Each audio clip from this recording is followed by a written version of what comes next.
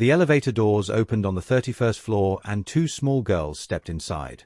They wore matching navy dresses with white collars and their dark hair was pulled back in identical braids. One of them clutched a worn sketchbook against her chest. The other held a folded piece of paper like it was something precious. They did not press any buttons. The taller of the two men in the elevator glanced at them briefly, then returned to his conversation about financing terms and project timelines. The other man, silver-haired and watching everything with the careful eyes of someone who evaluated risk for a living, noticed that the girls were staring. Not at the buttons. Not at the floor. At the tall man in the charcoal suit. "You are our dad." The words came from the girl with the sketchbook. She said them quietly, but with absolute certainty, the way a child states something they have verified and confirmed and know to be true. The tall man stopped mid-sentence. His hand, which had been gesturing to illustrate a point about structural specifications, froze in the air. The other girl unfolded her paper and held it up. It was a magazine page, creased from handling, showing a photograph of the same man standing in front of a building made of glass and steel. The caption beneath it read Victor Langston, visionary architect. "Mom has this in her drawer. She said your name is Victor Langston. She said you build buildings that matter." The elevator continued its climb. 42nd floor. 43rd. The mechanical hum filled the silence that had swallowed all other sound. The silver-haired man looked between the girls and his colleague. "Victor," he said carefully, "do you know these children?" Victor Langston did not answer. He was staring at the girls with an expression that shifted from confusion to something else entirely. Something that looked like recognition fighting against impossibility. "What is your mother's name?" he asked. His voice was controlled, but there was a crack running through it. "Miriam Thorne," the girl with the sketchbook said. "She designs spaces. She works from home. She makes us breakfast every morning and she never says anything bad about you." The other girl nodded. "She says you were busy building important things. She says you were not ready to be a dad when we were born." The elevator reached the 47th floor. The doors opened onto a reception area where people in expensive suits waited with folders and devices and the particular tension of those about to engage in significant financial negotiations. No one moved. "How old are you?" Victor asked. 7, both girls said together. "We are twins. I am Sophie and she is Grace." 7 years. Victor's mind was calculating backward, finding a timeline, locating a woman he had not thought about in years but had never quite forgotten. 7 years ago. The coffee. The late nights. The single kiss that had promised something neither of them had been brave enough to name. "Victor," the silver-haired man said again. "The board is waiting. The keen proposal. $180 million on the table." Victor looked at him. Then he looked at the girls. Then he pressed the button for the lobby. "Reschedule it," he said. "I am sorry. You want me to reschedule a meeting that took 4 months to arrange. Tell them a family matter has come up." The doors closed on the 47th floor.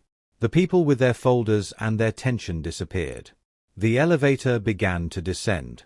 David Keane stared at Victor with the expression of a man who had just watched someone set fire to a winning lottery ticket. "You cannot be serious." "How did you get here?" Victor asked the girls, ignoring him entirely. "The train," Sophie said. "We practiced on maps. We knew which stop and which building and which floor. Does your mother know where you are?" The girls exchanged a glance. That silent communication that only twins possess. "No," Grace admitted. "She thinks we are at school." Welcome back to another powerful story, my beloved listeners. Kindly tell where you are watching from and what time it is where you are at. If you are new here, prepare for a story of betrayal, unexpected love, and what truly makes a family. Drop everything and listen closely. This tale of heartbreak and redemption might just change how you view love and family forever. Victor Langston had built his life on certainties. On calculations that could be verified. On structures that obeyed the laws of physics and the principles of sound engineering. He had founded Langston & Associates at 32, grown it into one of the most respected architectural firms in the Midwest by 40, and accumulated the kind of reputation that made other professionals speak his name with a mixture of admiration and envy. He was not a man who experienced surprise. But standing in the lobby of his own building, watching two 7-year-old girls who claimed to be his daughters, he felt the ground shifting beneath his feet. Not metaphorically. Physically. As though the marble floor had become uncertain, as though the very foundation of everything he understood was revealing itself to be built on sand. "My driver will bring the car around," he said. "We are going to find your mother." David Keane had remained in the elevator, ascending back to the 47th floor to deliver news that would not be well received. Victor did not think about the meeting. He did not think about the $180 million. He thought only about a woman he had watched walk away 8 years ago, and about the impossible mathematics of two small faces that carried echoes of his own. The car was a black sedan, polished and silent, driven by a man named Jerome who had worked for Victor for 6 years and had learned not to ask questions. The girls climbed into the back seat with the unself-conscious movements of children who did not understand wealth or status. They were more interested in the window controls and the small refrigerator built into the console. "Where does your mother live?" Victor asked. The girls provided an address on the north side. A neighborhood Victor knew by reputation but had never visited. Modest. Working-class families and young professionals who could not afford downtown. The kind of place where people raise children in apartments with small kitchens and learn to make space for joy in limited square footage. "How long have you lived there?" he asked. "Always," Sophie said. "Since before I remember. Mom says it is close to her first clients and the schools are good." Grace looked at him with serious eyes. "Are you mad that we came?" Victor considered the question. The appropriate answer was probably yes. These children had taken public transportation across a major city without adult supervision. They had entered a building where they had no business. They had interrupted a meeting worth more money than most people would see in several lifetimes. But looking at their faces, he could not find the anger. Only a strange and unfamiliar tenderness. Only the dawning awareness that whatever his life had been that morning, it would never be that again. "No," he said. "I am not mad. But your mother will be worried. She might be frightened." "She worries about everything," Sophie said. "But she never lets us see her scared. She says being brave is doing things even when you are afraid." "She sounds wise." "She is," Grace said firmly. "She is the smartest person we know." Victor absorbed this. The Miriam he remembered had been quiet. Observant. The kind of person who noticed details others missed. She had seen through his professional facade to something underneath, and that perception had drawn him to her in ways he had not fully understood at the time. She had also disappeared without explanation, leaving him to wonder for months what he had done wrong. Now, watching her daughters, he began to suspect he had been asking the wrong question entirely. The drive took 40 minutes in afternoon traffic. The girls filled the silence with information Victor had not requested but found himself absorbing like a man dying of thirst. Sophie liked to draw. Grace liked mathematics and puzzles. They both loved their mother's pancakes on Sunday mornings. They had a small garden on the fire escape where they grew tomatoes in the summer. They knew that their father was someone who built buildings, and that he did not know they existed, and that their mother had never explained why. "We asked her once," Sophie said, "why you were not with us. She said some people are not ready for families when families come. She said it was not your fault." Victor's chest tightened. The grace of that explanation. The kindness of a woman who could have told them anything, who could have painted him as a villain or a coward, and had instead chosen to protect both him and them from the complexity of truth. "What else did she tell you about me?" Grace pulled the magazine page from her pocket again. "She said you design buildings that help people. She said you work very hard because you care about making things right. She showed us pictures of places you built. The cultural center," Sophie added. "The one with the glass ceiling. She said she helped with that one, before we were born." Victor remembered. The Whitmore Cultural Center. His first major project. The one that had established his reputation. Miriam had been on the team. Junior. Yes. But her contributions had been significant. He had noticed her because of the way she solved problems. Quietly. Elegantly. Without demanding recognition. He had noticed her for other reasons too. The car turned onto a street lined with brownstones and small trees just beginning to shed their leaves. October in Chicago. The air had that particular quality of endings and beginnings that the season always carried. "Here," Grace said, pointing to a building midway down the block. "Third floor." The one with the blue curtains. Victor instructed Jerome to wait. Then he walked up the front steps with a child on either side, climbing toward a confrontation he was entirely unprepared for. The building was clean but old. The stairs creaked. The hallway smelled of someone's cooking and the particular mustiness of structures that had stood for a century. At the door marked 3B, Sophie raised her hand to knock, then hesitated. She might be really upset, she warned. We have never done anything like this before. Victor did not know how to respond. He did not know what to expect from the woman behind that door. He did not know what she would say or do or feel. He only knew that he had spent the last 40 minutes in a car with two children who shared his blood and his eyebrows and his tendency to examine things carefully before speaking, and that something in his chest had begun to shift in ways he could not name. Grace knocked. The response was immediate. Rapid footsteps. The sound of locks being thrown. The door opened so quickly it created a small wind. Miriam Thorne stood in the doorway, and Victor's breath caught.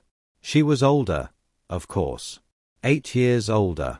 There were lines at the corners of her eyes that had not been there before, and a tension in her jaw that spoke of strain carried for too long. Her hair was shorter than he remembered, practical rather than styled. She wore paint-stained jeans and a sweater that had seen better years. But her eyes were the same. Dark and intelligent and capable of seeing through walls. Those eyes widened when they found him standing behind her daughters. "Oh God," she said. Her voice cracked on the second word.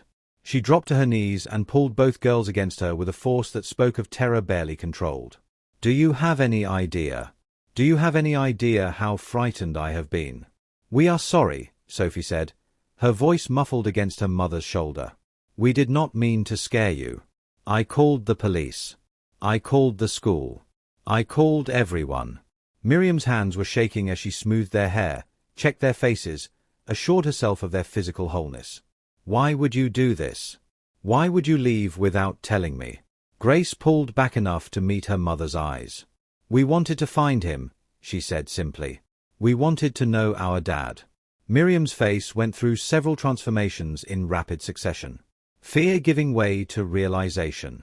Realization giving way to something that looked like resignation, or perhaps acceptance, or perhaps the particular exhaustion of a woman who had been carrying a secret too long. She looked up at Victor. Neither spoke. The silence stretched between them, 8 years compressed into a single hallway, a single doorway, a single moment of recognition. "Miriam," Victor finally said. "Victor," she answered. Her voice was steady now, though her hands still trembled slightly where they rested on her daughter's shoulders. "They found me." "Yes." They appear to have been quite determined. The girls looked between their parents, sensing the weight of what passed over their heads. The history and the hurt and the questions that would require answers no 7-year-old should have to understand. "May I come in?" Victor asked. "I think we have things to discuss." Miriam nodded slowly. She rose to her feet, one hand still resting on Sophie's head. "Yes," she said. "I suppose we do." The apartment was small but carefully maintained. The living room held a sofa covered in a handmade quilt, 2 armchairs that did not match, and bookshelves overflowing with volumes on architecture and art and mathematics. Children's drawings hung on the walls alongside framed prints of famous buildings. A half-finished puzzle dominated the coffee table. Victor stood in the center of this space, feeling oversized and out of place, like a visitor to a world where different rules applied. "Girls," Miriam said, "go to your room and change. I need to talk to Mr. Langston alone." "But Mom," Sophie began. "Now, please." The girls retreated, casting backward glances full of hope and worry. When the door to their room closed, Miriam turned to face the man she had once almost loved. "I did not send them," she said immediately. "I need you to know that. I would never use them to." "I know," Victor interrupted. "They told me. They planned the whole thing themselves. Practiced on maps. Figured out the building and the floor." A ghost of something that might have been pride crossed Miriam's face. Then it was gone, replaced by the careful neutrality of someone preparing for a difficult conversation. "Sit down," she said. "I will make coffee." Victor sat in one of the mismatched armchairs while Miriam moved to the small kitchen visible through an arched doorway. He watched her measure grounds and water with the automatic movements of someone who has performed a task so many times it requires no conscious thought. He watched her hands, steadier now, and remembered a time when those same hands had sketched modifications to floor plans with elegant precision. "They are mine," he said. It was not a question. "Yes," Miriam replied without turning around. "You never told me." "No." The coffee maker began its work, a quiet gurgling that filled the silence between them. Miriam remained facing the counter, her back to him, her shoulders set with the particular tension of someone preparing for an impact. "Why?" Victor asked. The question hung in the air. Such a small word for such an enormous request. Miriam turned. She leaned against the counter and crossed her arms, a barrier between herself and whatever was coming. "Because I knew what would happen if I told you. You cannot know what I would have done. You never gave me the chance. I did not need to guess, Victor. I watched you for months. I understood how you thought. The way you approached problems. The way you prioritized." She paused, gathering words. "You would have offered support. Financial arrangements. Maybe even insisted on being present in some obligatory way. And you would have resented me for it within a year. That is not." "It is," she said firmly. "Not because you are a bad person. Because you were building something that mattered to you more than anything else could matter. Your company. Your vision. Your legacy. I watched you work 18-hour days without complaint. I watched you cancel every personal engagement that interfered with a deadline. I watched you choose the work again and again, because the work was who you were." Victor opened his mouth to argue, but the words would not form. He remembered those years. The obsessive focus. The certainty that everything else could wait until the foundation was established. The quiet pride he had taken in his own dedication. "I was not willing to be the woman who derailed that," Miriam continued. "And I was not willing to raise children in the shadow of a father who saw them as obstacles to his real purpose. My mother did that. Watched my father resent her every day for the family that had trapped him. I could not do that to them. I could not do it to you. So you just disappeared. I made a decision. Whether it was right is something I have asked myself every single day for 8 years. But I made it, and I lived with it, and I raised them alone." The coffee maker finished its cycle. Miriam poured 2 cups and brought one to Victor. Their fingers did not touch during the exchange. "You could have let me decide for myself," Victor said quietly. "You could have trusted me to make my own choice." Miriam sat on the sofa, curling her legs beneath her in a gesture that seemed unconscious. "I was 26 years old," she said. "Pregnant with twins. Working at a firm where I was one of 3 women in a department of 20. I had just watched the man I was developing feelings for get consumed by a merger and forget I existed. In 3 weeks you went from staying late to talk with me to walking past my desk without seeing me." Victor flinched. He remembered the merger. The chaos of integration. The endless meetings and negotiations that had consumed every waking moment for months. He did not remember walking past her. But that did not mean he had not done it. "You were not cruel," Miriam continued. "You were simply focused on what mattered to you. And I understood, in that moment, that I would never matter to you the way your work did. That no one would. And I decided that I would rather disappear than spend years confirming that suspicion. I looked for you," Victor said. "When you left. I asked HR for your forwarding information. I know. I asked them not to provide it. Why? Because if you had found me, and I had seen relief on your face, or worse, obligation, I would not have survived it.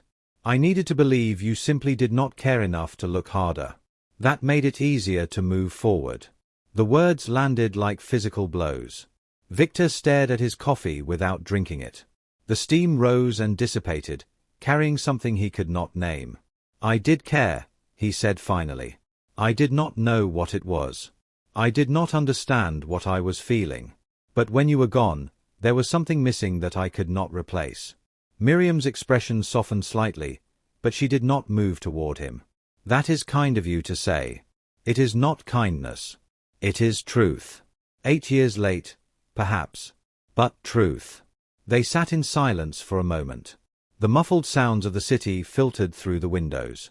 Somewhere in the building, a television played something with a laugh track. "What happens now?" Miriam asked. Victor looked toward the closed door of the children's room. "I do not know," he admitted. This morning I was a man with a company and a schedule and a clear understanding of my priorities. Now I am apparently a father to 2 girls who took public transportation across Chicago to find me. They are extraordinary, Miriam said. The observation seemed to escape without her permission. Intelligent and determined and kinder than I have any right to expect. You did that. You raised them that way. I did my best. Every day, for 7 years, I did my best. The door to the children's room cracked open. 2 small faces appeared in the gap.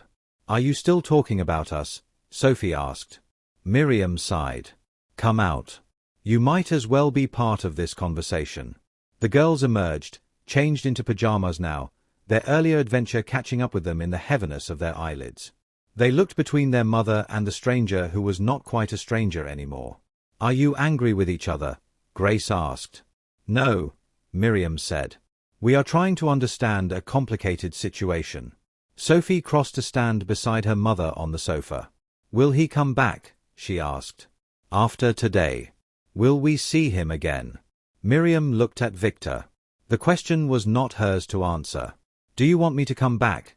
Victor asked the girls. Yes, Grace said immediately. We wanted to know you. That is why we went looking. Sophie nodded. Mom told us about you. She showed us pictures of buildings you made. But pictures are not the same as real. Victor felt something shift in his chest. A door opening that he had not known was closed. What time is good? He asked. On weekends. When should I come? Miriam's eyes widened slightly. She had not expected this.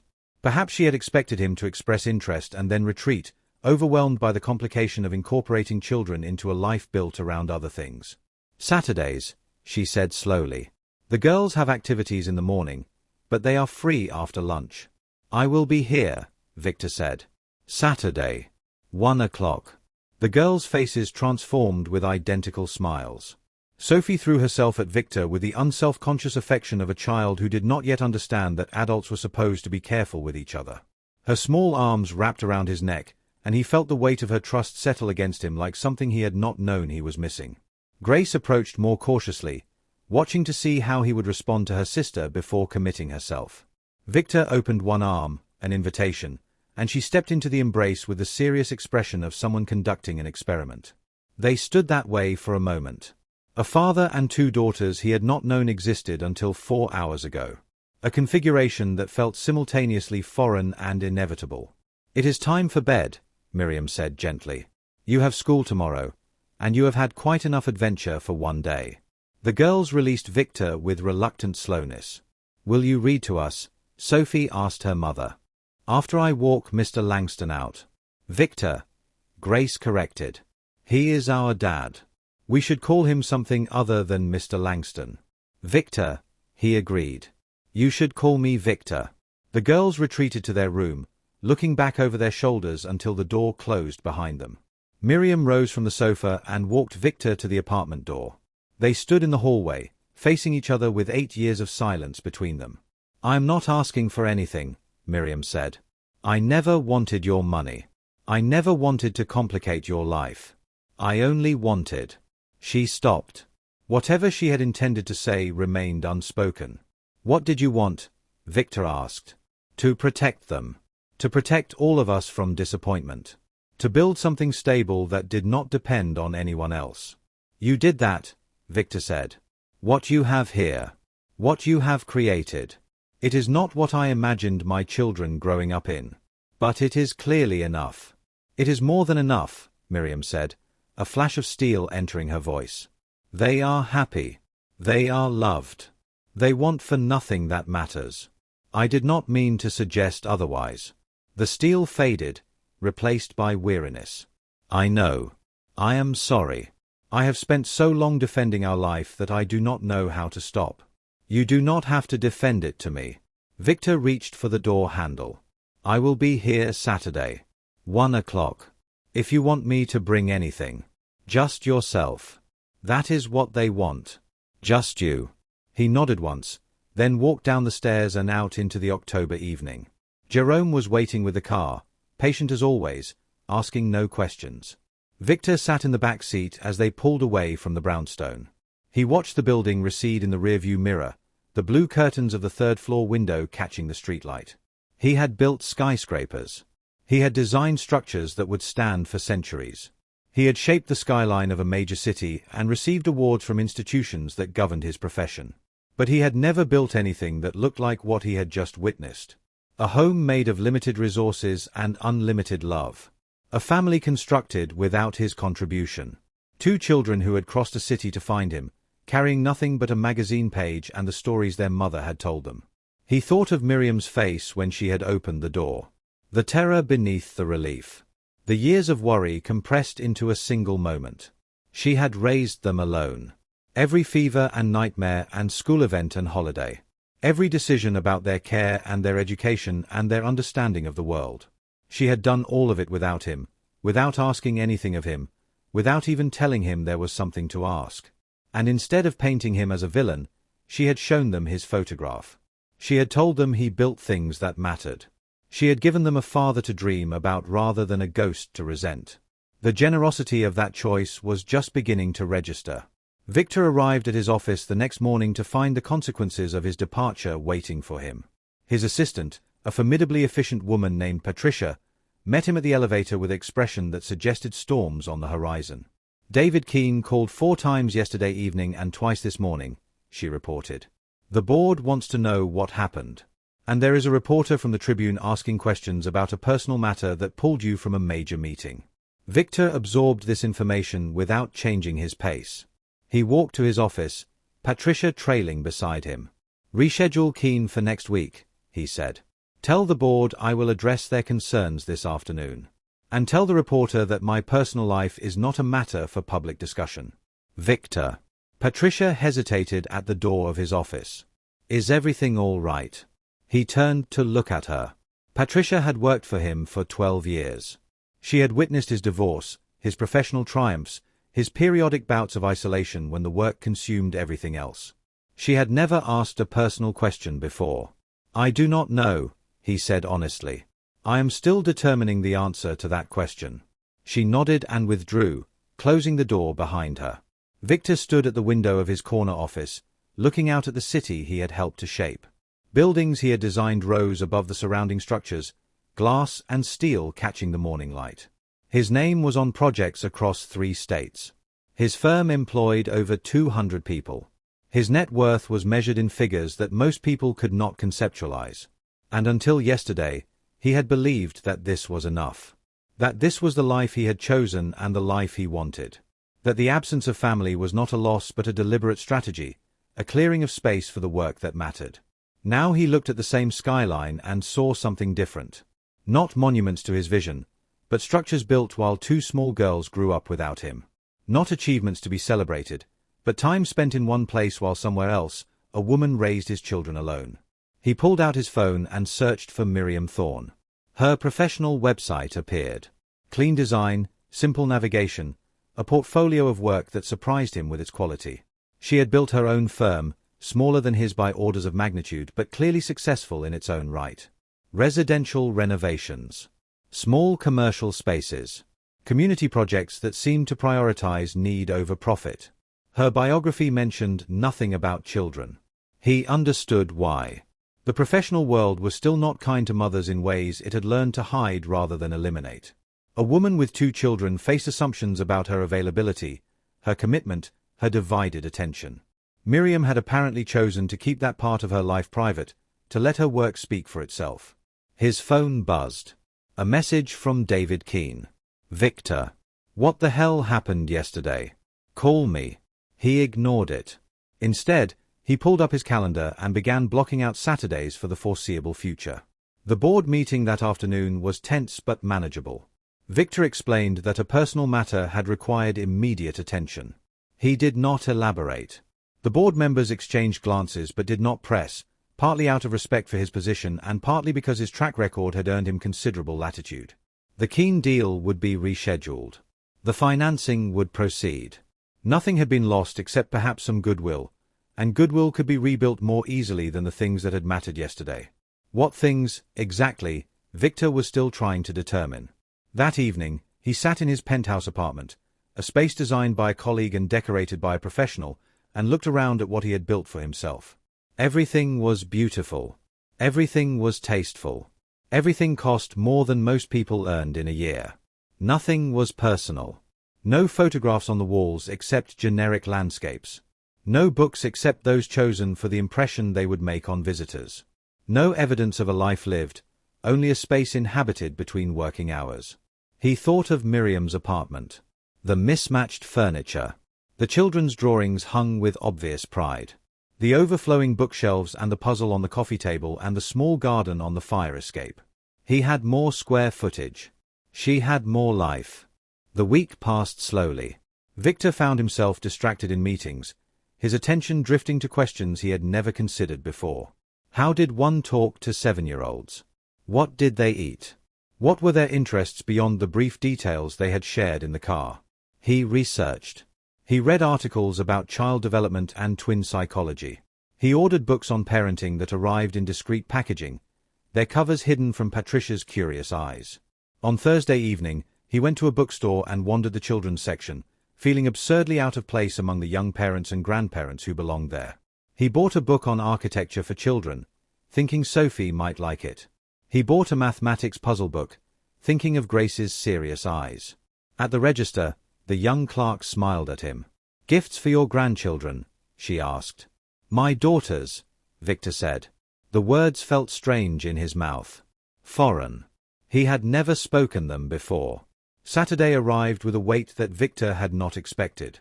He dressed 3 times, unable to determine what was appropriate for a visit to the children he was only beginning to know. He finally settled on clothes more casual than he typically wore, khaki trousers and a blue sweater that cost more than most people's monthly rent but at least did not have a corporate logo. He brought the books. He also brought flowers for Miriam, then reconsidered and left them in the car, uncertain whether the gesture would be welcome or perceived as an attempt to buy goodwill. The girls met him at the door before he could knock. They had apparently been watching from the window. "You came," Sophie said, as though she had half expected him not to. "I said I would." Grace studied him with her serious expression. "Mom says people do not always do what they say they will do." "I do," Victor said. "When I make a commitment, I keep it." He did not add that he had not, until recently, made many commitments outside of work. That seemed like information they did not need. Miriam appeared behind them, drying her hands on a towel. "Come in," she said. "The girls have been planning all morning." The apartment was different in daylight. Warmer. The blue curtains filtered the sun into a soft glow that made everything seem gentler than Victor's own spaces ever felt. The puzzle on the coffee table was now complete, revealing an image of the solar system. "We want to show you our room," Sophie announced, grabbing Victor's hand without asking permission. "Come see." The girls' room was small but organized. 2 twin beds with matching quilts. A desk with 2 chairs where they apparently did homework. Walls covered with drawings and posters and a map of the world with pins marking places they wanted to visit. "Mom helped us make a list," Grace explained, pointing to a piece of paper on the desk. "Things we want you to know about us." Victor looked at the paper. In careful handwriting, the girls had listed their favorite colors, their favorite foods, their favorite subjects in school. They had noted their birth date and their heights and the names of their best friends. At the bottom, Sophie had drawn a small picture of 3 stick figures, 2 small and 1 tall, holding hands. "This is very thorough," Victor said. "Mom says you like details," Grace said. "She says you are someone who understands things better when they are organized." Victor looked toward the door, where Miriam stood watching. The observation was accurate. He had not known she had understood him that well. "I brought you something," he said, producing the books from the bag he carried. "This one has pictures of buildings from around the world. I thought Sophie might enjoy it. And this one has puzzles." The girls accepted the gifts with enthusiasm that seemed genuine rather than performed. Sophie immediately opened the architecture book and began exclaiming over photographs of buildings she recognized and buildings she wanted to see. Grace sat on her bed and started the first puzzle, her pencil moving with the quick confidence of a child who genuinely enjoyed mathematics. Victor watched them, uncertain what to do with himself. He was accustomed to directing conversations, managing interactions, controlling the flow of information in every exchange. But these were children. They did not follow professional protocols. They simply existed, openly and without strategic intent. "Would you like coffee?" Miriam asked from the doorway. "Please," Victor said, grateful for something to do. He followed her to the kitchen, leaving the girls absorbed in their gifts.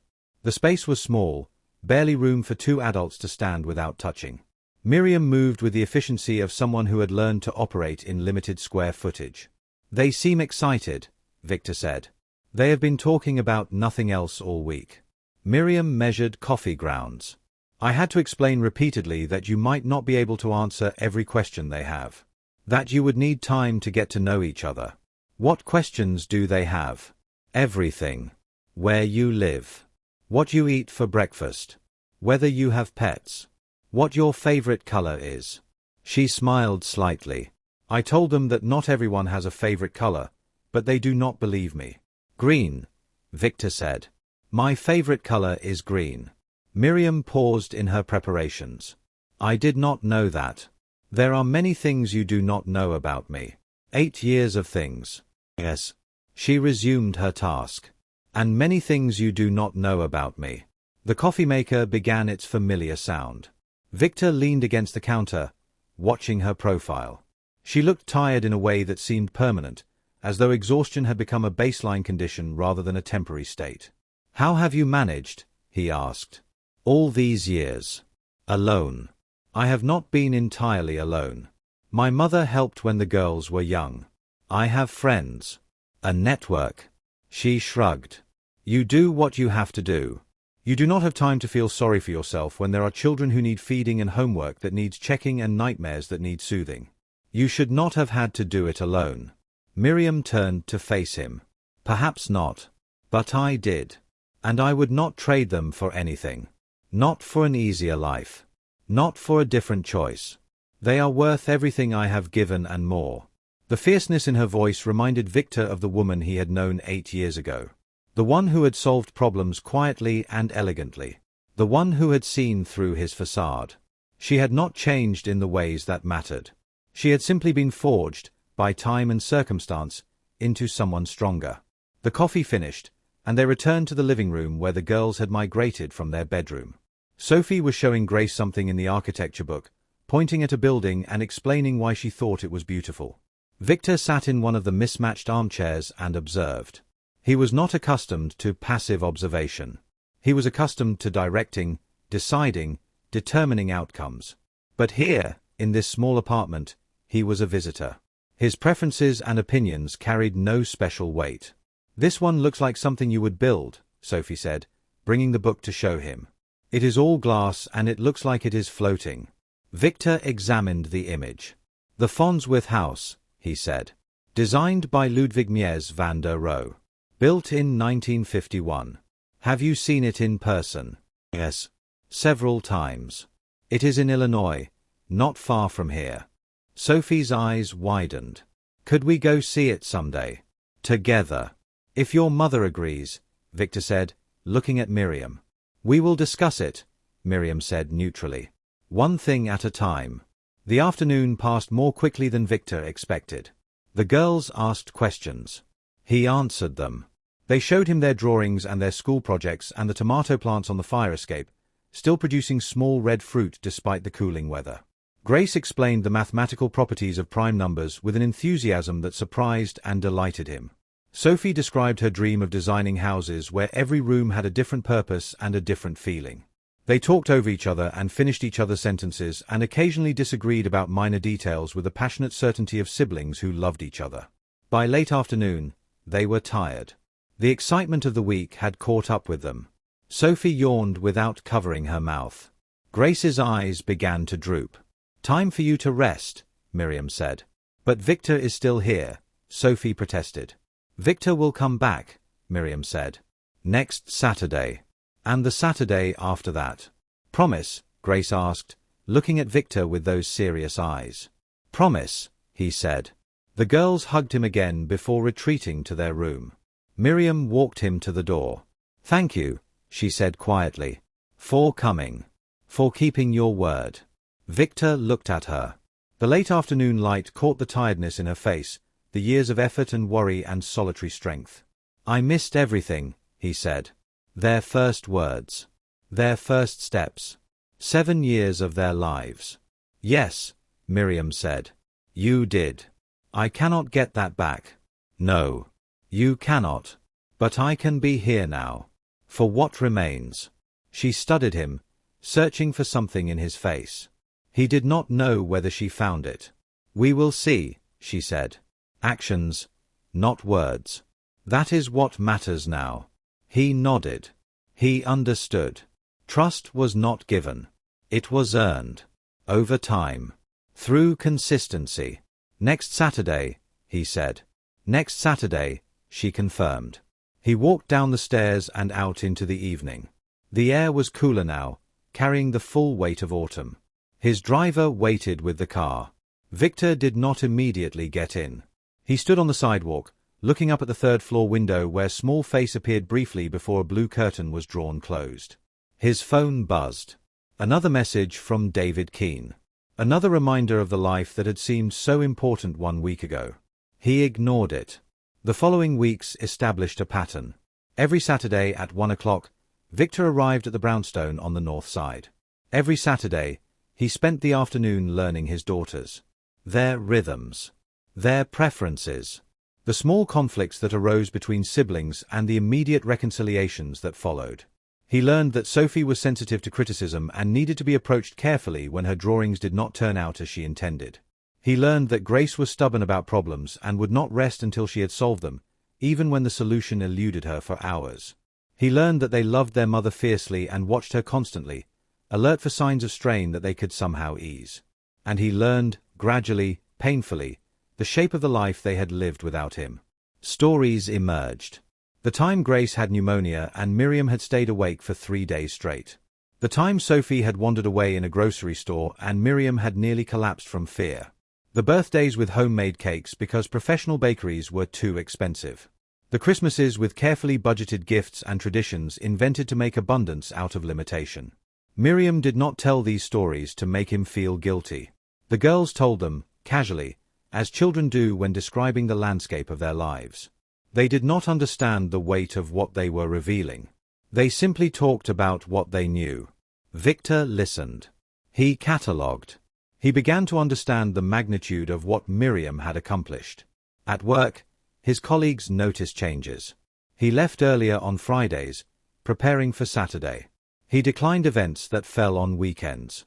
He seemed distracted in meetings, his attention elsewhere. Patricia asked once, carefully, whether everything was all right at home. I am learning, Victor said. What home means. She did not ask for clarification. She simply adjusted his schedule to accommodate whatever was happening, as she had adjusted for every other phase of his life. David Keane eventually forgave the cancelled meeting. The deal closed. $180 million changed hands. It was the largest transaction in Langston and Associates history. Victor felt almost nothing when the papers were signed. On the 8th Saturday, Victor arrived to find Miriam waiting on the steps of the brownstone. The girls were not visible. They are at a friend's birthday party, she said. I thought we should talk. Just us. Victor sat beside her on the cold stone. The November wind carried the smell of approaching snow. Leaves had fallen from the trees, collecting in gutters and doorways. You have been consistent, Miriam said. 8 weeks without missing a Saturday. The girls talk about you constantly. I have tried to be present. I noticed. She pulled her jacket tighter around her shoulders.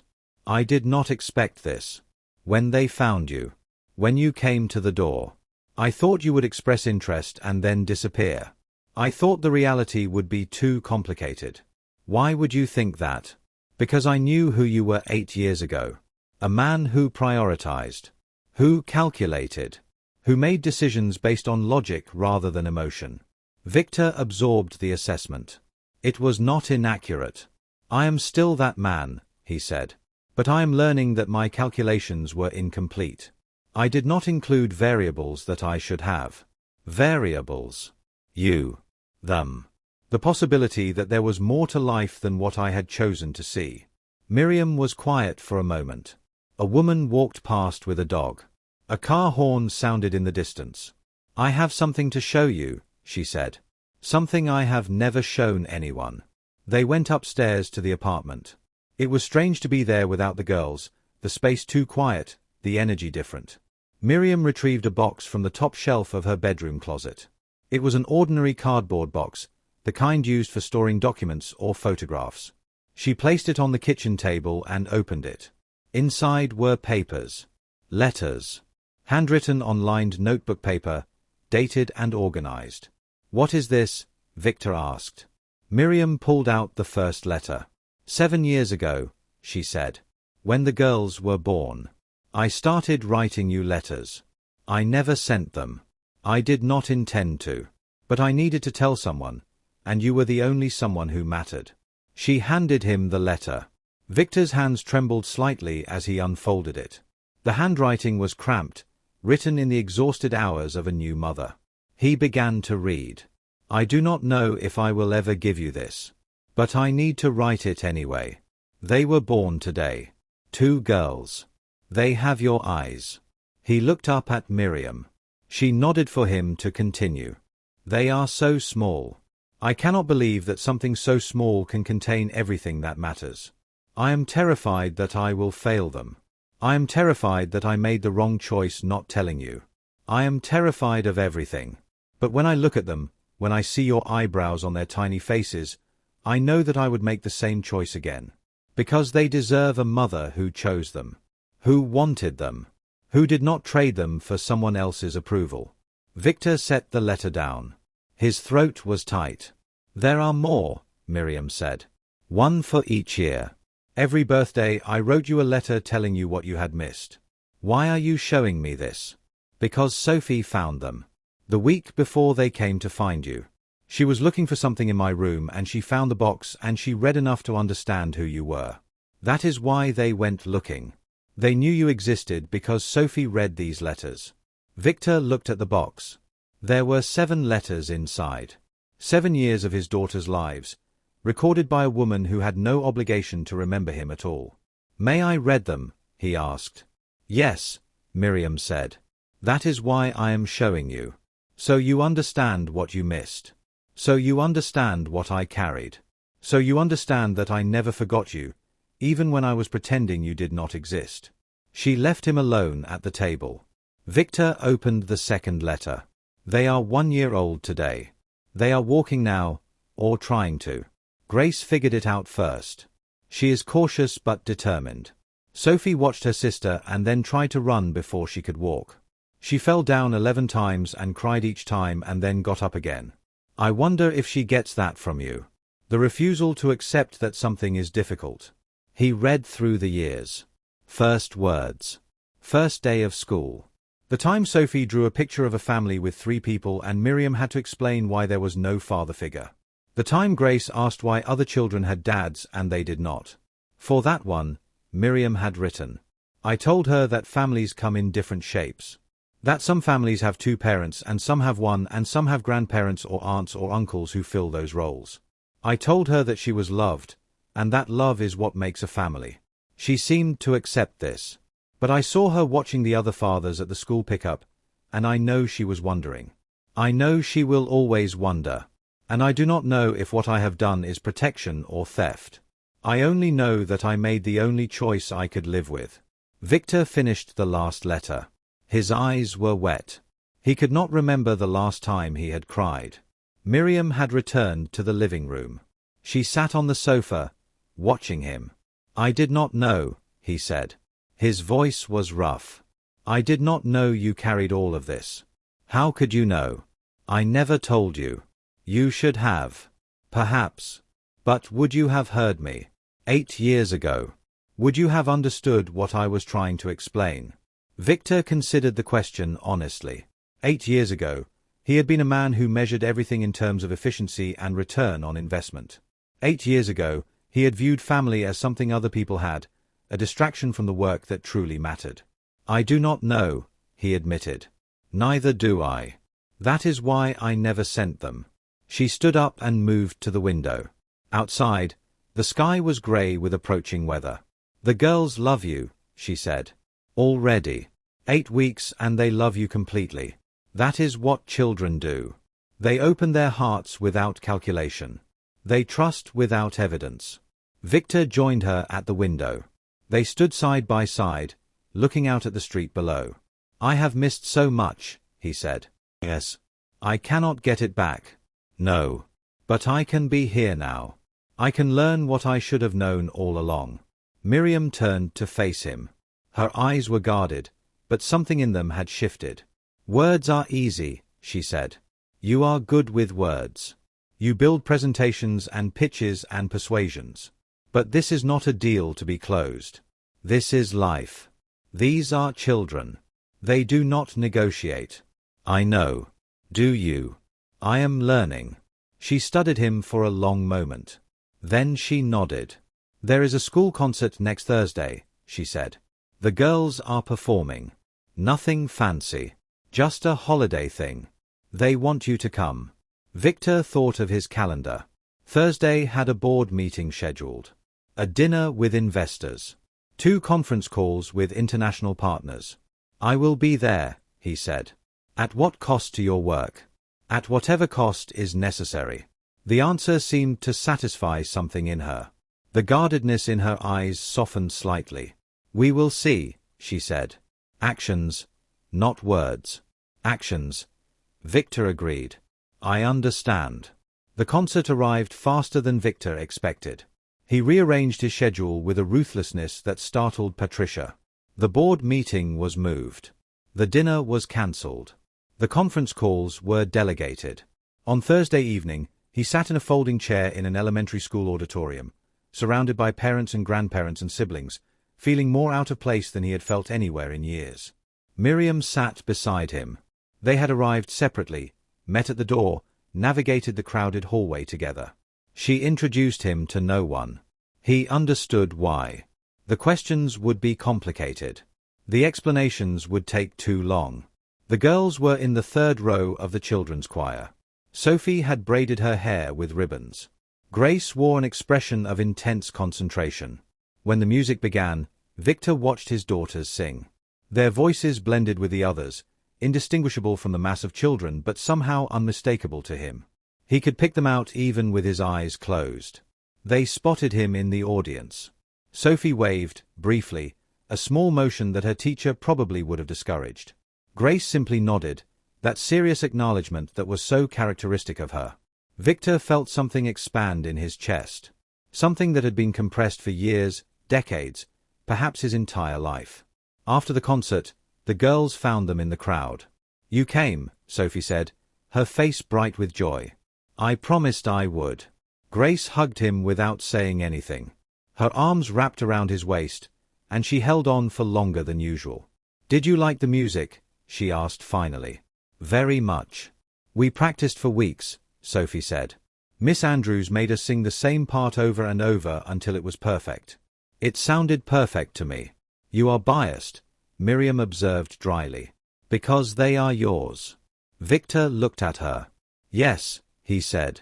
I suppose I am. They walked out of the school together, the 4 of them, navigating the parking lot full of cars and families. The night was cold, the first true cold of winter, and the girl's breath made small clouds in the air. Ice cream, Sophie suggested. To celebrate. It is November, Miriam pointed out. Ice cream has no season, Grace countered. Victor laughed. The sound surprised him.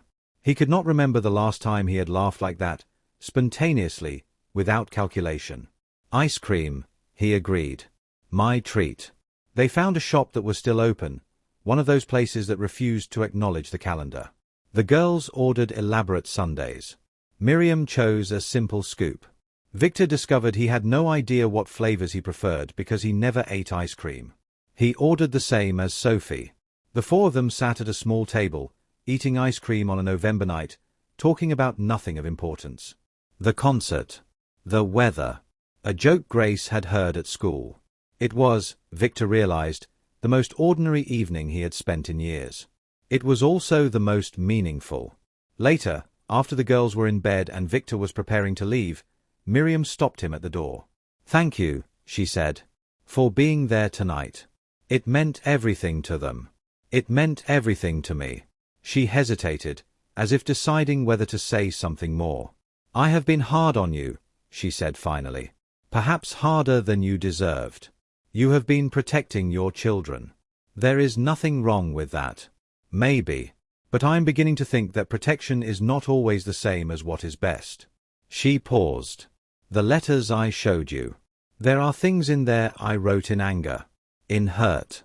In the darkest moments of raising them alone. I do not want you to think that is all I felt. What else did you feel? Everything, she said simply. I felt everything. Including missing you. Including wondering what might have been. Including moments when I hated myself for the choice I made. Do you still hate yourself? No. But I am learning that the choice was more complicated than I let myself believe. Victor looked at her. The woman he had known 8 years ago. The woman who had carried his children, raised them, loved them, protected them from a father who might have failed them. I am not going to fail them, he said. I am starting to believe you. It was not forgiveness. It was not absolution. But it was a door, cracked open, allowing light to pass through. Victor walked down the stairs and into the winter night. He did not know what the future held. He did not know how this new configuration of his life would unfold. He did not know whether he and Miriam would ever recover what they might have had, or whether that possibility had passed beyond retrieval. But he knew that he had daughters. 2 extraordinary children who had crossed a city to find him. Who trusted him without evidence. Who loved him without calculation. He knew that he would be there. Every Saturday. Every concert. Every moment they allowed him to witness. And he knew, with a certainty that felt different from his professional calculations, that this was what mattered. This was what he had built his life to find without knowing he was looking for it. This was home. The snow began to fall as he reached his car. Small flakes, gentle, the first snow of the season. He stood in the parking lot and let it settle on his shoulders, watching the brownstone where his family lived. Not his company. Not his buildings. Not his legacy of glass and steel. His family. The word felt new in his mind. He realized he had never truly understood it before. The snow continued through the night and into the morning. Victor woke to a city transformed, the familiar angles of buildings softened by white, the noise of traffic muffled into something almost peaceful. He stood at the window of his penthouse, coffee cooling in his hand, and thought about the evening before. The concert. The ice cream. The ordinary magic of sitting with people who expected nothing from him except his presence. His phone buzzed. A message from Sophie, sent from Miriam's phone. It snowed. Can you come build a snowman with us? Victor looked at his calendar. Saturday was still 3 days away. He had meetings scheduled. Obligations that had seemed immovable when he arranged them. He typed back. What time? The response came immediately. Now. Mom says we have to ask you, but she is making hot chocolate, so I think she wants you to come. Victor set down his coffee. He called Patricia. Cancel my morning, he said. The entire morning. Yes. She did not ask why. She had learned, over the past weeks, that Victor's Saturdays were sacred and that this new priority was beginning to bleed into other days as well. I will handle it, she said. Is everything all right? Everything is fine, Victor said. I am going to build a snowman. The silence on the line suggested that Patricia was recalibrating her understanding of the man she had worked for over a decade. Enjoy yourself, she said finally. I will reschedule the investors. Victor arrived at the brownstone to find the girls already outside, bundled in coats and scarves and mittens that did not quite match. Sophie was attempting to roll a ball of snow that had grown too large for her to move. Grace was studying the physics of the problem with her characteristic intensity. You need to push from underneath, Grace was explaining. The friction coefficient is lower at the base. I do not know what that means, Sophie said. I just want it to be bigger. Victor approached and knelt beside them.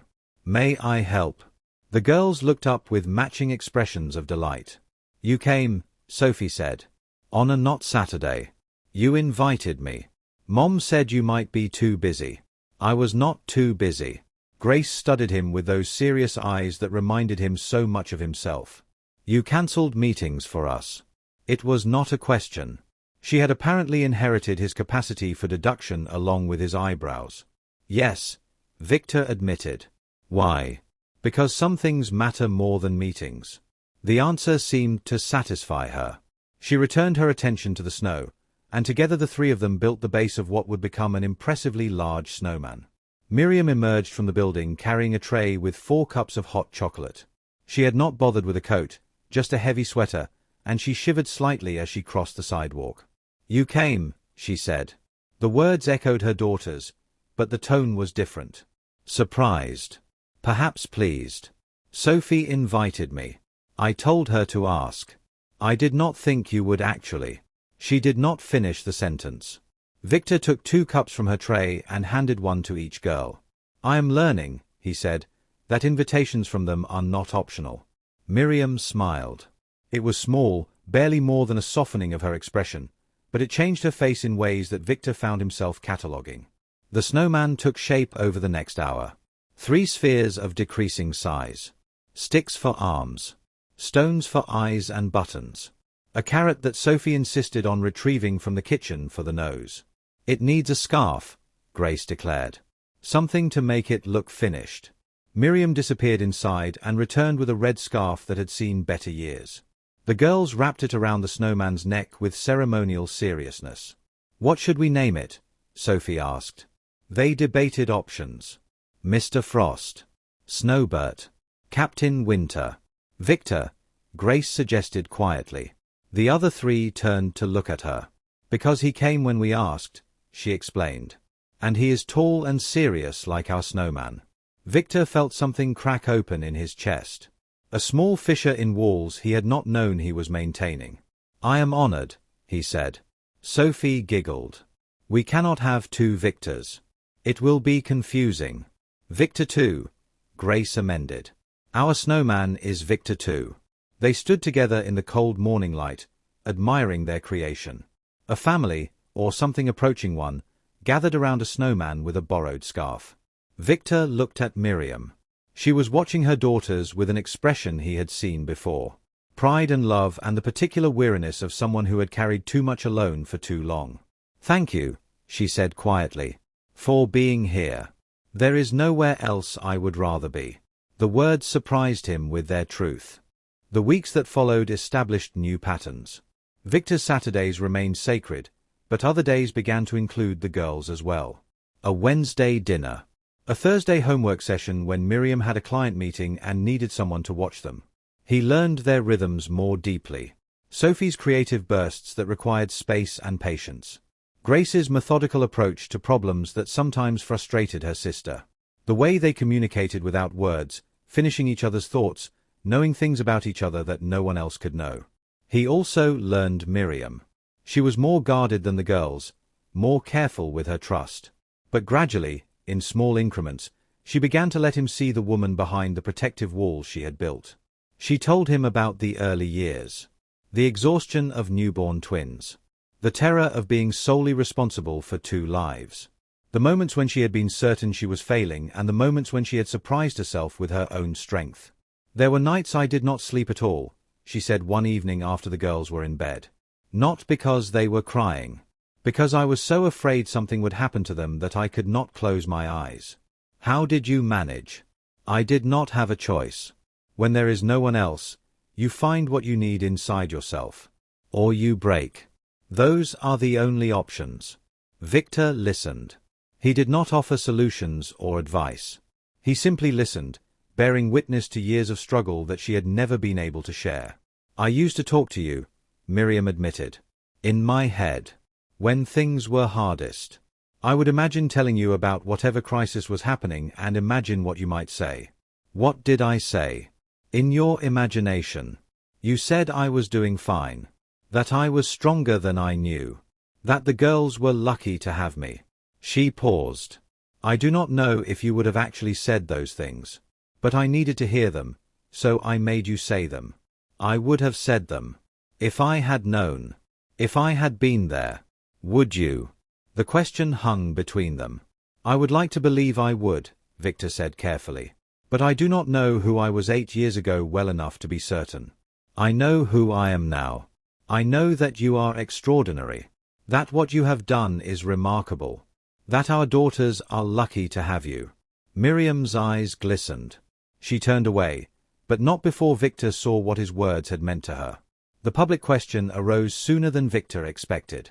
David Keane mentioned it first, during a project review meeting.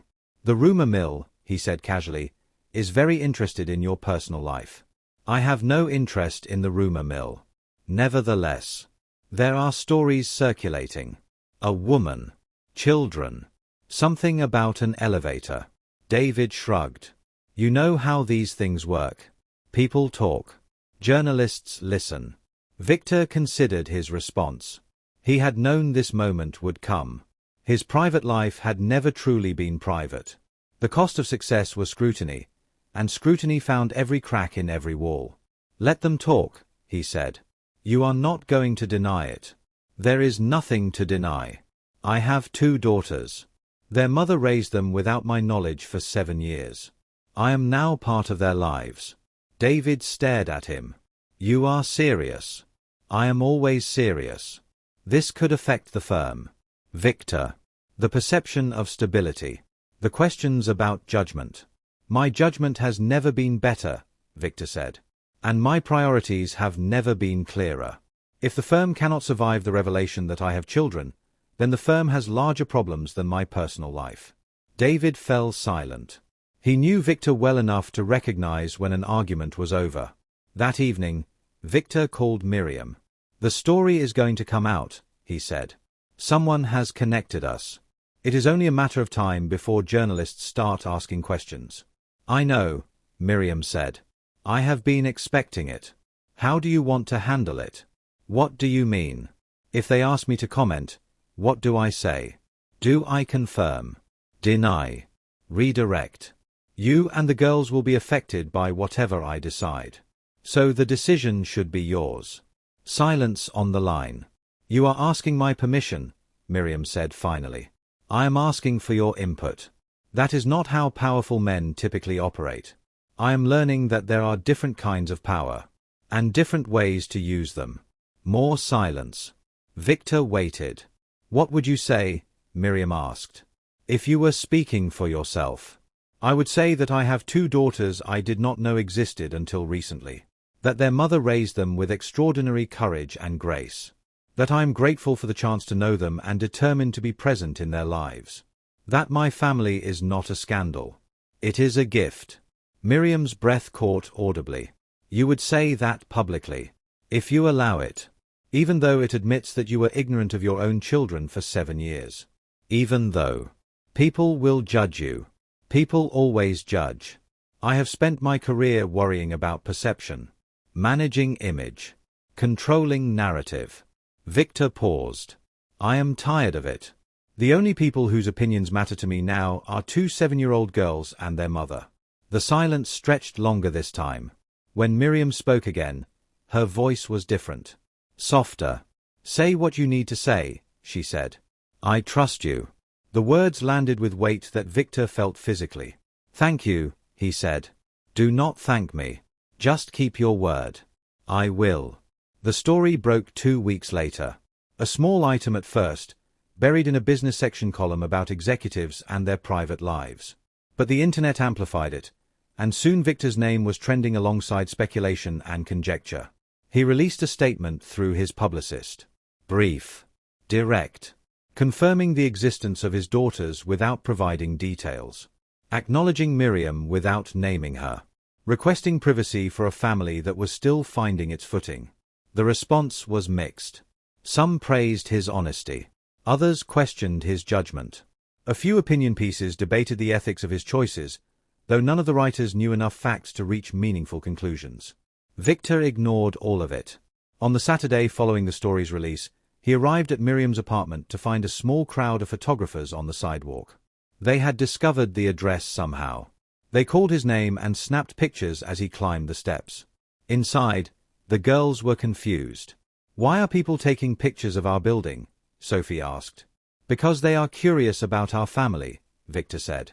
"Some people make their living taking photographs of other people's lives." "That seems rude," Grace observed. "It is," Miriam agreed. "But we cannot control what other people do. We can only control how we respond."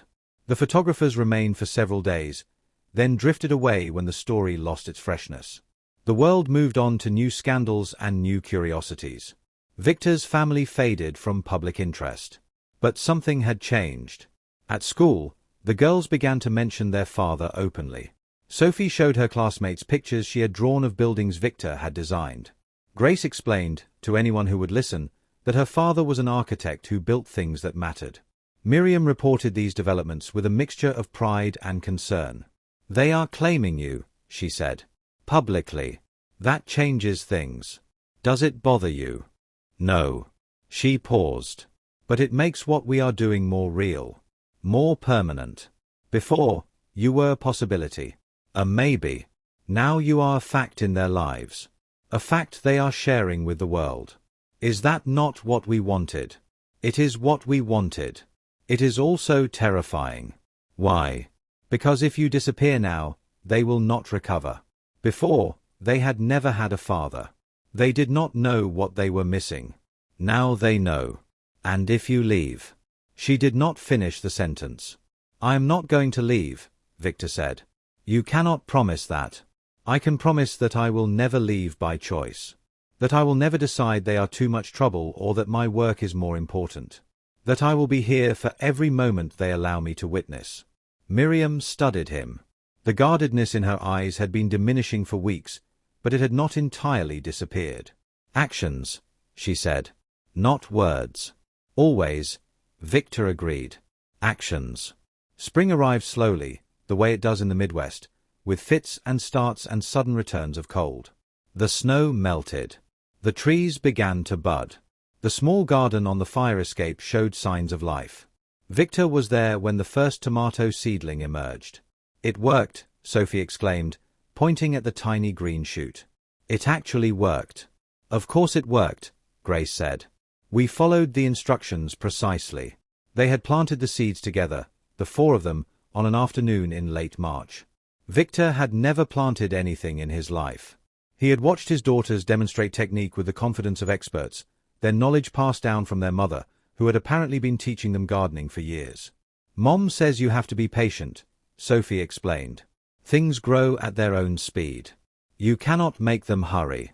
"Wise advice," Victor observed. "Mom is always wise," Grace said. "Sometimes annoyingly." "I heard that," Miriam called from inside. "You were meant to," Grace called back. Victor smiled. He had been doing that more often lately. Smiling without calculation. Laughing without restraint. Experiencing joy without immediately analyzing it. He was becoming someone he did not recognize. Someone he liked better than the man he had been. In May, the girls turned 8. Their birthday fell on a Wednesday, which meant Victor had to renegotiate his schedule more aggressively than usual. But he had learned, over the months, which battles were worth fighting. The party was small. A few friends from school.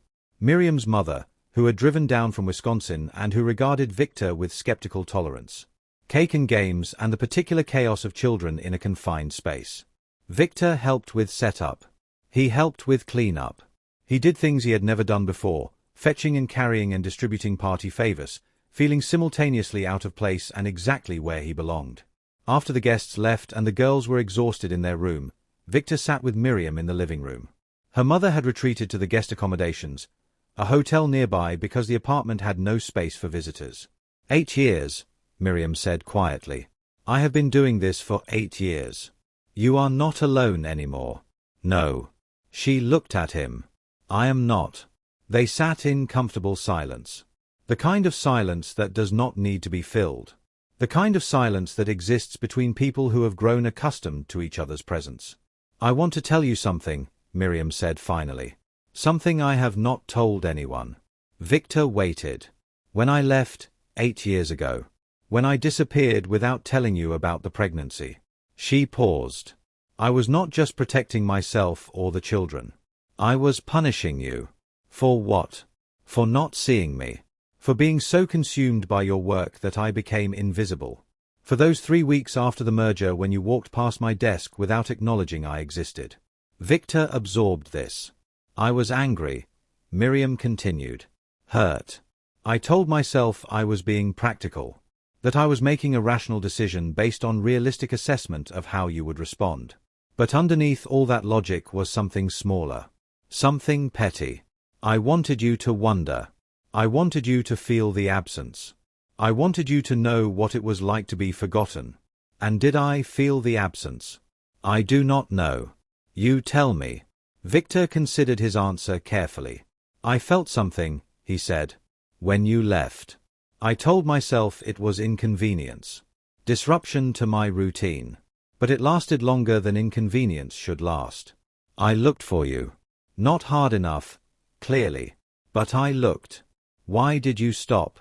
Because I convinced myself that you did not want to be found. That you had made a choice and I should respect it. That pursuing someone who had clearly chosen to leave was beneath me. Beneath you. Pride. Victor shook his head. The great enemy. I had too much of it to admit that your departure hurt me. So I reframed it as your problem. Your decision. Nothing to do with my worth or my actions. And now I understand that I was a coward. That looking for you, really looking, would have required admitting I cared. And I was not ready to care about anything except the work. Miriam was quiet. We were both wrong, she said finally. In different ways. Yes. Does that cancel out?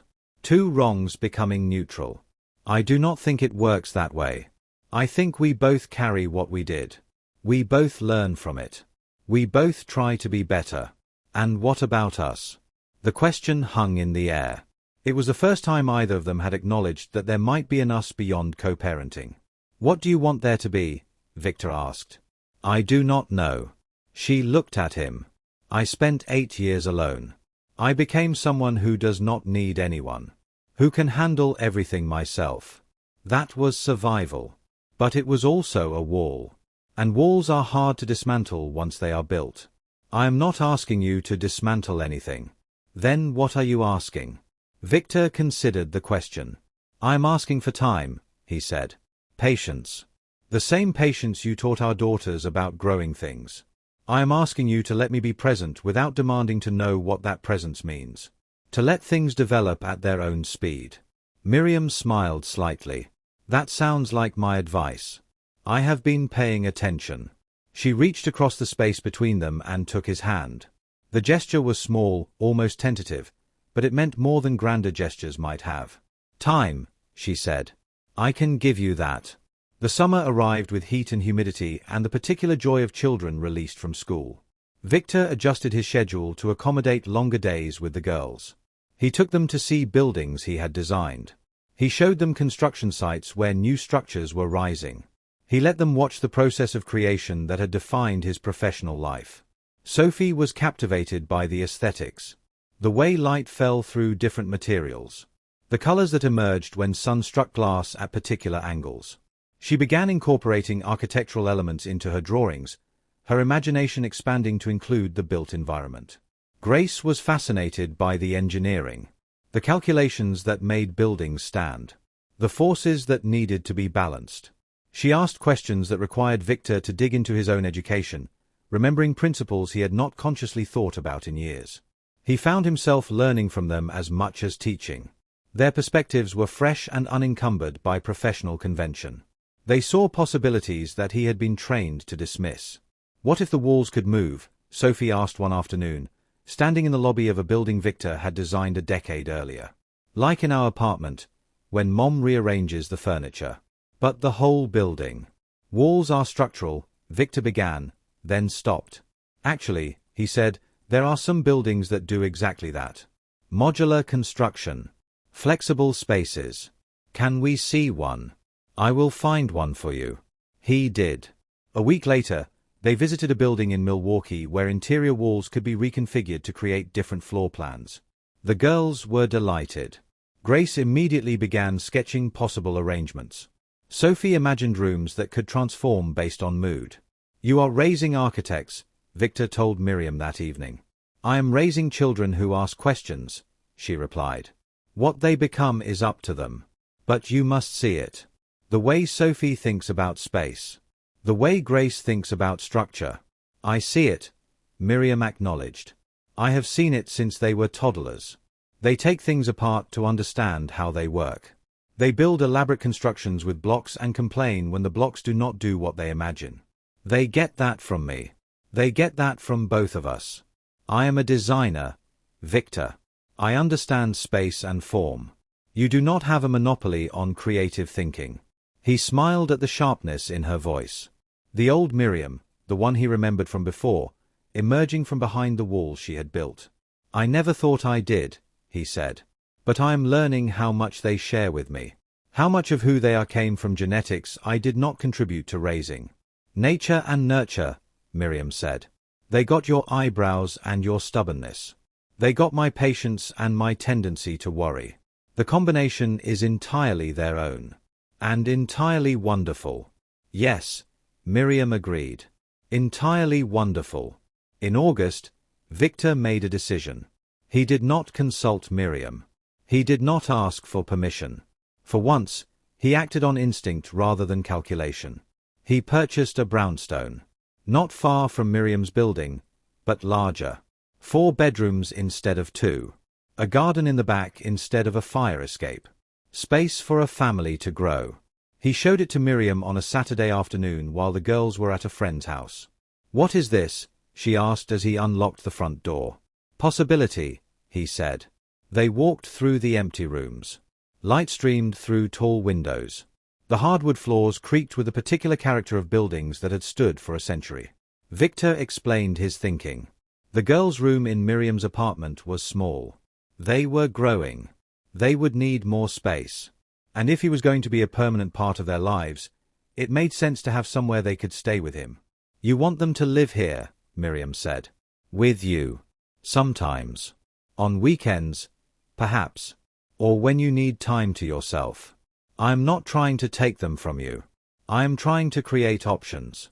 Miriam walked to the window and looked out at the garden. "This must have cost a fortune," she said. "Money is not the issue. Money is always the issue. Not anymore. Not for this."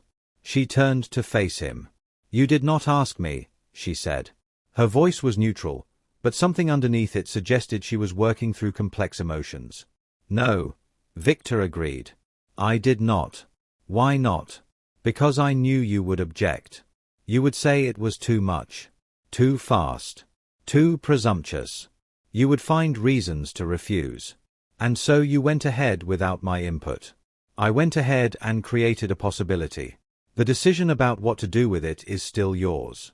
Miriam shook her head, but she was almost smiling. "You are manipulating me," she said. "I am presenting options. It is the same thing." "It is not." Victor moved to stand beside her at the window. "Manipulation implies I am trying to get something for myself. I am not. I want the girls to have space. I want them to have a place that is partly theirs, that they can shape and grow into. I want you to have the option of sending them here when you need rest. And where would you be? The top floor. A separate apartment. Close enough to be present, far enough to give you autonomy." Miriam was quiet for a long moment. "You have thought about this," she said.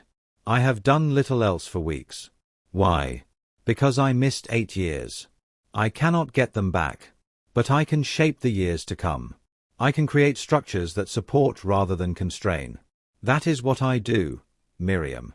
I build things that make life better." She looked around the empty room. The potential waiting to be realized. "The girls would need to approve," she said finally. "Of course. And I would need to see the finances. I will not accept charity. It is not charity. It is investment in our family." "Our family," Miriam repeated. The word seemed to affect her more than Victor expected. She turned away, but not before he saw the moisture in her eyes. "That is what we are," Victor said gently. "Whether or not we live under the same roof. Whether or not we share anything beyond the children. We are a family. I have not been part of a family in a long time. Neither have I. We can learn together." The girls approved of the brownstone with enthusiasm that bordered on hysteria. They raced through the empty rooms, claiming spaces, imagining configurations, debating which bedroom would be whose. "This one has the best light for drawing," Sophie announced about a room on the second floor. "This one is quieter," Grace counted about a room at the back. Better for thinking. Perhaps you each need your own room, Victor suggested. The twins exchanged glances. Their silent communication. No, Sophie said. We like sharing. We have always shared, Grace added. It would be strange to stop. Then pick together, Miriam said. Find the room that works for both of you. They settled on a large corner room with windows on 2 walls. Sophie claimed the area near the eastern exposure. Grace took the spot by the northern light. They were already planning where furniture would go, what colors they would paint, how they would divide the space without separating entirely. Victor watched them and felt something settle in his chest. A rightness he had not known he was seeking. We will need to move gradually, Miriam said beside him. Let them adjust to the idea. Let them see this as an addition, not a replacement. Whatever pace you think is best. She looked at him. You keep deferring to me. You know them better than I do. You have earned the right to guide this process. And what about your rights? I am still earning them. Her expression softened. You have earned more than you think, she said. The girls adore you. They talk about you constantly. You have become central to their lives in a way I did not expect. I hope I have become something to you as well. The words hung in the air. Victor had not planned to say them. They had emerged from somewhere deeper than intention. Miriam did not answer immediately. She watched their daughters planning their future room, and something in her posture shifted. You have, she said finally. I do not know what to call it yet. But you have. The renovation took 3 months. Victor supervised the work himself, treating it with more attention than projects worth 10 times as much. He consulted Sophie on colors and Grace on functionality. He asked Miriam about practical considerations, storage needs, traffic patterns. The result was a space that belonged to all of them. Miriam's aesthetic sensibilities evident in the finishes. Sophie's artistic touches in the details. Grace's logical organization in the layout. And Victor's structural understanding underlying it all. They moved in phases. First the girls, spending weekends at the brownstone with Victor. Then gradually more time, as the arrangement proved itself workable. Miriam maintained her apartment for professional reasons, but found herself spending more evenings at the brownstone than she had anticipated. One night, after the girls were asleep, she and Victor sat in the garden he had designed for them. String lights illuminated the space. The first autumn chill touched the air. I never imagined this, Miriam said. Imagined what? Any of it. Being here. With you. Building something together after all these years apart. Does it feel strange? Strange is not the right word. It feels improbable. Like I fell asleep in one life and woke up in another. A better life. Different, Miriam said carefully. I cannot say better yet. I was happy before. The girls and I had what we needed. We had made peace with our circumstances. And now those circumstances have changed. Yes. Victor turned to face her. The string lights cast soft shadows across her features. I know this was not what you planned, he said. You built something beautiful without me. Something complete. And now I am here, complicating what was simple. You are not complicating, Miriam said. You are adding. Those are different things. Are they? She reached for his hand. The second time she had initiated physical contact. He noticed. He catalogued. He treasured. I spent 8 years telling myself I did not need you, she said. That I was better off alone. That the girls were better off without a father who might disappoint them. And now I am learning that what I told myself and what I actually felt were not the same thing. I missed you, Victor. Even when I hated myself for missing you. Even when I convinced myself I had moved on. There was always a space where you should have been. I felt it too, Victor said. The space. I filled it with work because I did not know what else to do with it. But it was always there. The garden was quiet around them. The city hummed in the distance, but here, in this space they had created together, the noise seemed far away. What happens now? Miriam asked. Victor considered the question. I do not know, he admitted. I have stopped trying to plan everything. I have stopped believing I can control outcomes through careful calculation. The only thing I know for certain is that I want to be here. With you. With our daughters. For whatever comes next. That is not very specific. No. But it is true. Miriam smiled. The expression transformed her face the way it always did. True is enough, she said. For now, true is enough. The first anniversary arrived quietly. 1 year since 2 small girls had stepped into an elevator and changed everything. 1 year since Victor's careful life had been upended by children he did not know he had. He marked the date by taking the girls to the building where they had first found him. They rode the elevator together, rising through floors they had once navigated alone. Do you remember, Sophie asked, how scared we were? I was not scared, Grace said. I was nervous. There is a difference. I was terrified, Sophie admitted. What if you had been mean? What if you had not believed us? I believed you immediately, Victor said. The moment I saw your faces. Why? Because you have my eyebrows. Victor smiled. And because something in me recognized something in you. Before I understood what it was. They reached the 47th floor. The doors opened on the reception area where, a year ago, investors had waited with folders and expectations. Now the space looked different to Victor. The same, but changed. Everything looked different now. What happened to the meeting?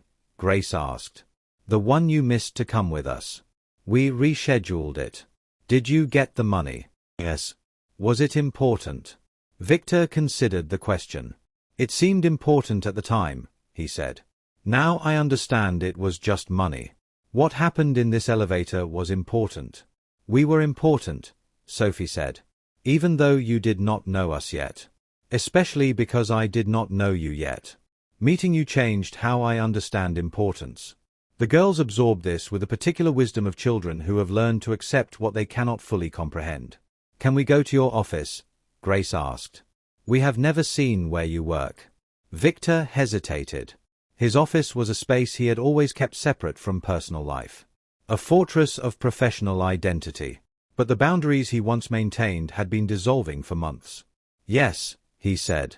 I will show you. They walked through the reception area, past assistants who stared with poorly concealed curiosity, into the corner office where Victor had spent so many hours of his life. The girls examined everything. The awards on the shelves. The architectural models on display. The photographs of buildings he had designed, structures that had seemed like monuments to his achievement and now looked like evidence of time spent away from them. There are no pictures of people, Sophie observed. No. Why not? Because I did not have anyone to take pictures of. Grace studied the empty spaces on his desk. The places where family photographs might have gone. You have us now, she said. Yes. I do. Then you should put our pictures here. So people know. Victor looked at his daughter. Her serious eyes. Her matter-of-fact certainty. You are right, he said. I should. That afternoon, he had photographs framed. Sophie and Grace at their birthday party. The 4 of them in front of the snowman they had built. Miriam laughing at something one of the girls had said. He placed them throughout his office. On the desk. On the shelves. Where anyone who entered would see them. Patricia noticed immediately. Your family, she said. It was not a question. Yes. They look happy. Victor studied the photographs. The smiles that were not posed. The joy that was not performed. They are, he said. We are. Miriam visited the office for the first time a week later. She walked through the space where Victor had spent so much of his life, examining the evidence of his professional success with the eye of a fellow designer. It is impressive, she said. It is empty, Victor replied. Or it was. Before. She stopped in front of the photographs he had added. You put us everywhere. I wanted people to know. What matters to me now? Miriam touched the frame holding the picture of all 4 of them. This was not here before, she said. When I worked here. You did not display personal photographs. I did not have personal photographs to display. You had your wedding pictures. For a while. Those were different. Those were evidence of a choice I had made. Not evidence of love. Miriam turned to face him. And these are evidence of love. Yes. The word hung between them. Victor had not said it before. Not directly. Not to her. Miriam did not respond. But she did not look away either. Victor continued speaking. I love our daughters, he said. That was immediate. Instinctive. The moment they told me who they were, something opened in me that I did not know was closed. And me. You took longer. Victor smiled slightly. You were more guarded. More careful. You had reasons to distrust me. I had to earn something that the girls gave freely. Have you earned it?